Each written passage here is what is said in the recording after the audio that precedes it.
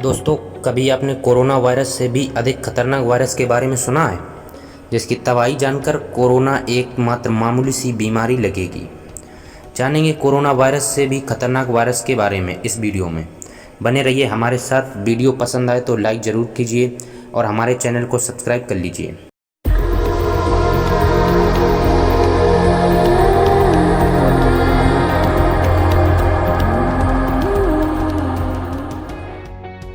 ये बात 100 साल पहले की है, जब प्रथम विश्व युद्ध के दौरान करीब 2 करोड़ लोग मारे गए थे। उस युद्ध के परिणामों से भी अभी दुनिया उभरी नहीं थी कि उसे अचानक एक और भयानक संकट ने घेर लिया, और ये था फ्लू का प्रकोप। स्पेनिश फ्लू नाम से जाने जाने वाली ये महामारी पश्चिमी मोर्चे पर स्थित छोटे और भीड़ वाले सैन्य प्रशिक्षण शिविरों में शुरू हुई। इन शिविरों और ख़ास तौर पर फ्रांस की सीमा के करीब की खंदकों में गंदगी की वजह से ये बीमारी पनपी और तेज़ी से फैली। युद्ध तो नवंबर 1918 में समाप्त हो गया था, लेकिन घर वापस लौटने वाले संक्रमित सैनिकों के साथ ये वायरस भी अन्य क्षेत्रों में फैलता गया। इस बीमारी की वजह से बहुत सारे लोग मारे गए। माना जाता है कि स्पेनिश फ्लू से 5 से 10 करोड़ के बीच लोग मारे गए थे। दुनिया में उसके बाद भी कई महामारियां फैलीं, लेकिन इतनी घातक और व्यापक कोई और महामारी नहीं रही। फिलहाल जब दुनिया में कोविड-19 का प्रकोप सुर्खियों में है, तो BBC फ्यूचर नज़र डाल रहा है 100 साल पहले स्पेनिश फ्लू के कारण पैदा हुई स्थिति पर, ताकि आप जान सकें कि उस महामारी से हमने क्या सबक सीखे।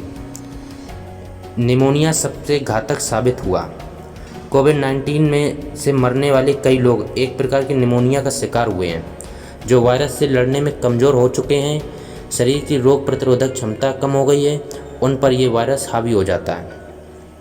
कोविड-19 और स्पेनिश फ्लू के बीच यह एक समानता है।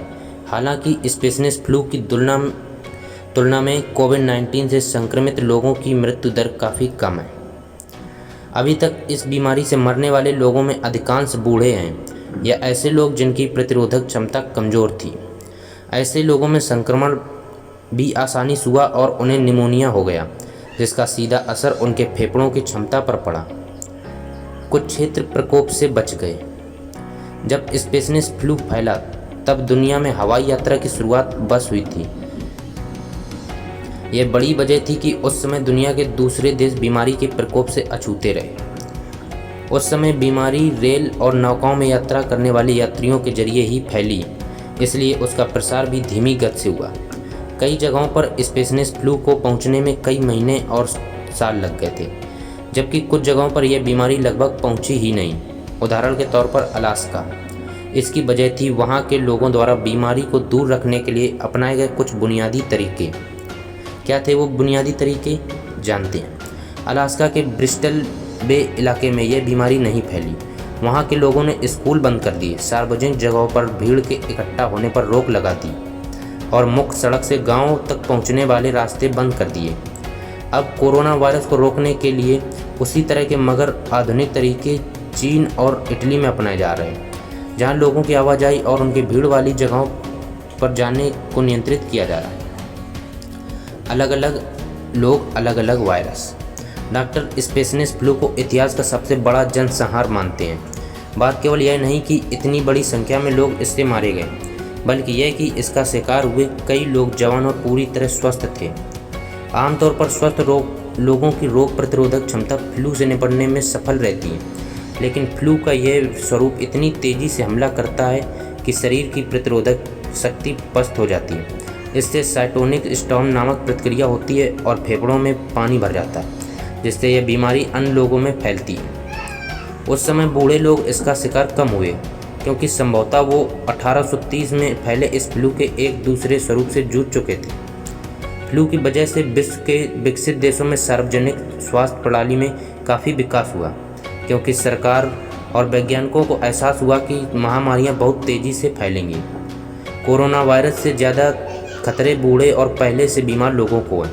हालांकि इस बीमारी में मृत्यु दर कम है, किंतु 80 से अधिक उम्र के लोगों में यह सबसे अधिक है। सार्वजनिक स्वास्थ्य सबसे प्रभावी प्रतिरोध। स्पेनिश फ्लू विश्व में तब फैला जब वह प्रथम विश्व युद्ध से उभर ही रहा था और उस समय संसाधन सैन्य कार्यों में लगा दिए गए थे।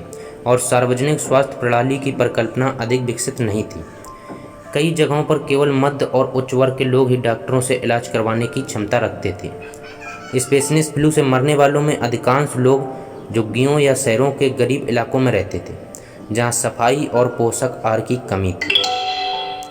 शहरी इलाकों में मामले लोगों का इलाज करना महामारी से निपटने के लिए पर्याप्त नहीं होगा। सरकार को युद्ध स्तर पर संसाधन लगाने होंगे, संक्रमित लोगों को अलग अलग रखना होगा और उसमें भी बच्चों को गंभीर रूप से संक्रमित लोगों से अलग रखना होगा। साथ ही लोगों की आवाजाही पर नियंत्रण लगाने पड़ेंगे ताकि बीमारी खुद ही खत्म हो जाए। कोरोना वायरस से निपटने के लिए आज जो सार्वजनिक स्वास्थ्य के कदम उठाए जा रहे हैं, वे स्पेनिश फ्लू के परिणामों से सीखे गए सबक का ही एक नतीजा है। इस वीडियो में इतना ही। अगर वीडियो पसंद आई हो तो लाइक ज़रूर कीजिए।